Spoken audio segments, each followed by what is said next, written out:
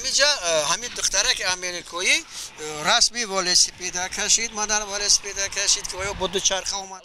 این آخرین پیام سیاحان است که به نظرخوان باغبان چند ساعت پیش از مرگ نوشتند. همینجا هر کدامش در همینجا نام شد دولت شد من نوشت میزوری میناتوری بعد انا رسمی من دیل من تاجیکستان یعنی من تاجیکستان دوست میدارم. این سپاسنامه را لورن مناز کتابت کرده است که با معشوق خود جی آستین 29 ایول در دنقره قتل شدند. با گروه 7 نفره آنها در منطقه صفابخش 4 جوان که به گروه دولت اسلامی سوگند صداقت داده بودند حمله کردند. 4 نفر را کشتند و به 3 نفر آسیب رساندند. صد افسوس که همین حادثه ناخوش در همین ناحیه دنقره رخ داد.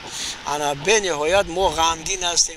این اولین بهار است که لورن و جی نمیبینند، اما این دو دلداده در باغ نظرخان خورکشف دوباره زنده می شوند. همین زردالوی پیشپزکی توجیکی است که این زیاده از قریب 70-80 سال عمر می‌بیند. من همین را به خاطر اوراق جی آستین از امریکا شنونده هستم. هر وقتی که من همین درخت سحر از خواب میخیزم و نشء و نمای همین درخت هم میبینم و من خیال میکنم که با جی آستین امریکایی صحبت میکنم.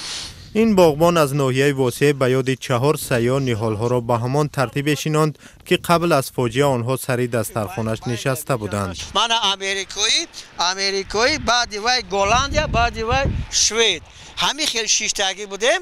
من در بین نظرخان خورکشف میگوید سیاحان صمیمی بودند و رسم و رسوم مردم را رعایت میکردند.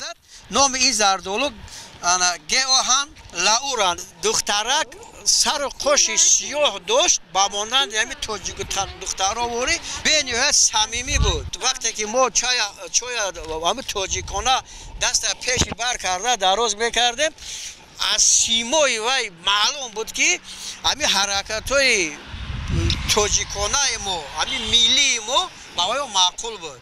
این بهار در این باغ زردالوی جی آستین، لورن ان مناز، واکر رن ویلم، همل مارکوس می سبزند. باغبان تاجیک میگوید هر یک مخچه باز شده یک خاطره الهیده است که سیاحان آن روز در باغ او ماندند و رفتند. بگذارید نهالک‌ها هر بهار وقت سبز می شود ما فکر میکنیم که خودی همون جوانایی که قربان همین تروریسم شدند و یا از امریکا بودند از گلند یا از شویچریا بودند و یا در دل ما جاودانه زنده هستند.